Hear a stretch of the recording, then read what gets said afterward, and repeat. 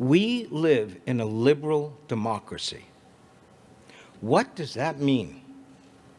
Liberal values lift up human rights, freedom, liberty, etc. Liberal values lift up human rights. Democratic values focus on people choosing their own leaders. What happens when these liberal and democratic values conflict? We must never forget that Adolf Hitler was elected. A democratic process resulted in the destruction of liberal values. Easily swayed followership produced abhorrent leadership.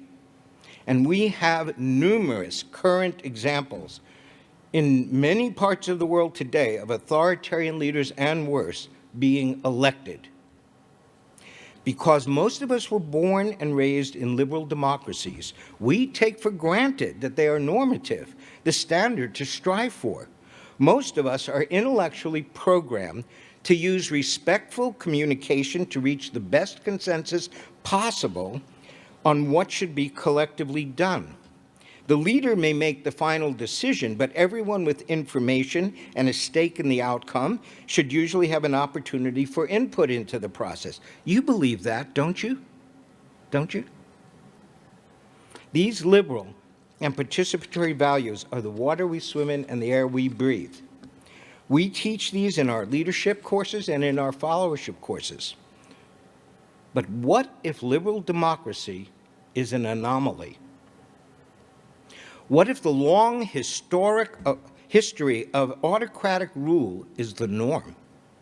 With very little resistance, President Xi of China recently changed the constitution to enable him to be ruler for life of 1/5 of the globe's population. What if the resurgence of autocratic populism that we find so disturbing is a return to some form of autocracy? And if so, what of followership?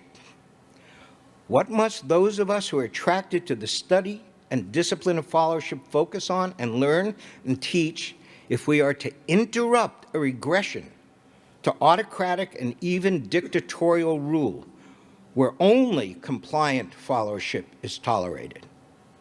How do we foster humane, anti-authoritarian, self-responsible followership?